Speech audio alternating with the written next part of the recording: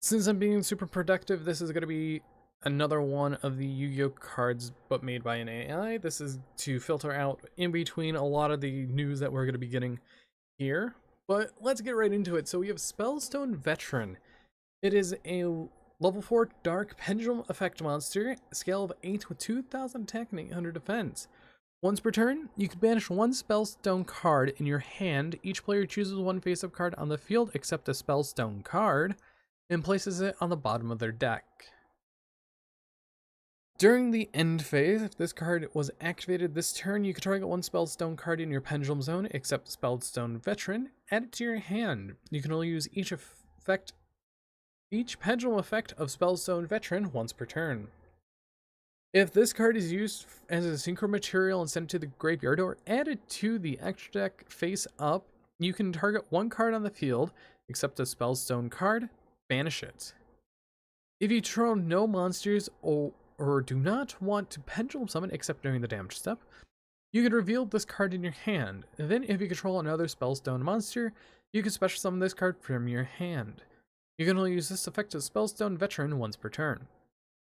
So being able to target a card on the field except the Spellstone's card, then banish it, is not a hard once per turn. This card is actually very, very powerful, but does have its drawbacks if your opponent doesn't have anything on the board. Next up, we have Defender of Asos. It is a light level 4 fiend effect, 1800 attack, 1200 defense. If this card is in your graveyard and you control an elemental hero avian, you can banish this card from your graveyard and declare one attribute.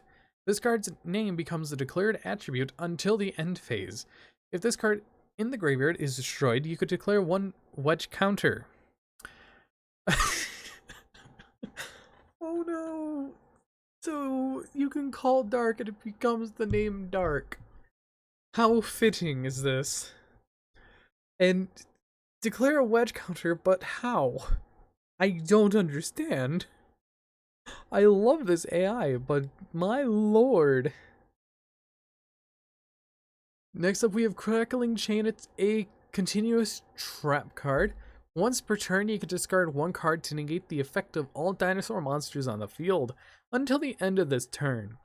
Once per turn, you can discard one card to negate the effects of all non-dinosaur type monsters on the field until the end of this turn. So, you declare the effect. Which effect? Oh, I'm just gonna discard a card. I'm gonna activate both effects just to negate everything. That is absolutely fine, in my opinion. Next up, we have Virtual World Beast Jitsu King. Level 8 Earth Psychic Synchro Effect, 2600 attack and 1800 defense. One Psychic Tuner, 1 plus non-tuner monsters. When this card is synchro summoned, you can banish up to one card each from your opponent's graveyard. Then each player selects one level 1 or rank 4 monster from their extra deck and resides them in their virtual world zone. You can only use this effective Virtual World Beast Jujitsu King once per turn. This is Master Rule 6. Having a virtual world zone. This is absolutely funny, and I really love this card. But each player selects a level 1 or rank 4 monster from the extra deck. That means you have to run a level 1 fusion, Ursartic Polari, a rank 4. There's not really that many options for this card, but it's absolutely fine. Next up, we have Pots of Secret Origin. Excavate the top 3 cards of your opponent's decks, and if you do, add up to 2 excavated spell or trap cards to your hand. Also send the other cards to the graveyard. So you're negging your opponent 3 total cards. That is pretty strong in my opinion. And honestly, this is definitely a staple in every deck, because if you play 3 and your opponent plays 3, you can attempt to pretty much activate 4 to 5 in one turn, which is pretty powerful. Then we have Beast Warrior Blaze Omega. It is a level 10 light Beast Warrior fusion effect, 3500 attack and 2000 defense. 1 Beast Warrior monster plus 1 Blaze monster. If this card is special summoned, you can inflict 200 damage for each dragon or rock monster you control. A Beast Warrior monster that was Synchro or Exceed summoned using this card on the field as a material gains this effect. If this card is destroyed by battle or card effect, you can special summon 1 Beast Warrior monster from your extra deck except Beast Warrior Blaze Omega. This is treated as an Exceed summon.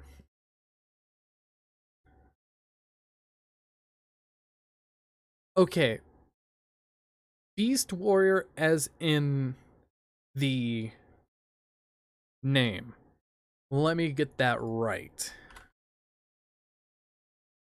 Is that right? Yes. So, quote unquote, Beast Warrior, that is the name of the archetype. Cool. So there's no confusion there. Got it. This is definitely an interesting card. If there is an Exceed that is made that's Beast Warrior, I hope it get made so I can cover it in a future video because I want to see what power it holds. Next up we have the Astralos, the End of an Age. It is a dark level 9 ritual fairy, 2700 attack, 2500 defense.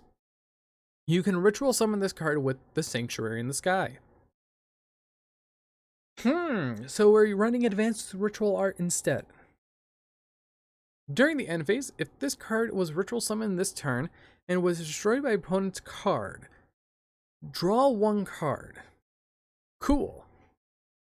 You can only use each of the following effect of the Astralos, the End of an Age, once per turn. When a monster is special summoned to your side of the field, special summon this card from your hand. If this card is destroyed by battle, you can add 1 Sanctuary in the Sky from your deck to your hand. So you just special summon, this gets special summoned. Cool. You special summon another monster, you summon this. Cool, you have 2 level 9s, go into Interbolethner. Or Hyperion. Cool. This is a very, very, very good card, in my opinion. But if you don't have a monster to special summon, or wait to ritual summon it, it's just a brick. Chosen by the World Chalice 2 Dark Level 3 Fiend Normal, 1200, 1300. This monster no longer exists, but is now worshipped in the world. That sums up the whole entire World Chalice lore. Next up we have EVOLZAR GAGIGANTA. Level 4 Fire Dragon effect, 1800 attack, 1200 defense. If this card is in your hand, you can target 1 EVOLZAR card you control and 1 rocket monster you control. Destroy all other monsters on the field, and if you do, special summon this card. If you control a face-up rocket card, except EVOLZAR Gardener, you can target 1 EVOLZAR Exceed monster you control, attach this card to it as a material. You can only use each effect of EVOLZAR GAGIGANTA once per turn. So you really want Rocket and EVOLZAR, Evoltile to mix together. Interesting. We have Damage Methods Duel, normal trap card. When you normal summon a Damage Methods Duelist monster, special summon 1 Damage Methods Duelist monster from your deck. The monster's attack becomes double, while dreads, phantasms, and or effect damage calculation are negated. Also, it is destroyed during your next end phase. This is treated as a trap card. If you normal summon a Damage Methods Duelist monsters, except during the damage step, you can banish this card from your graveyard. This card is treated as a trap.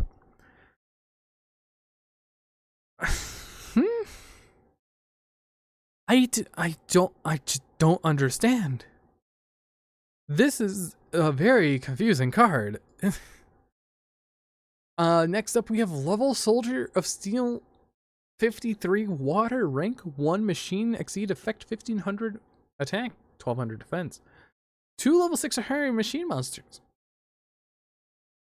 Once per turn, you contribute one other machine monster. Then target one face-up card your opponent controls. Return that target to the hand. You can only use this effect of level Soldier of Steel 53 once per turn. So, really, Railway, you could use anything. Sky Pegasus plus whatever. Okay, this card is actually... yeah, I could definitely see it. We have 2 more cards. Let's do 2 more. The Burning World is a field spell. All fire monsters on the field gain 300 attack or defense. Once per turn, you can send 1 fire monster from your deck to the graveyard. Cost. That's the cost. Then you discard 1 fire. Cool. Then add to your hand one of your banished fire monsters. So you send 1 from deck to grave. You discard 1 from your hand. Then you add a banished one. That's absolutely fine. And let's do this last one. Red Eyes Quasar Dragon. I really love this art. I really do.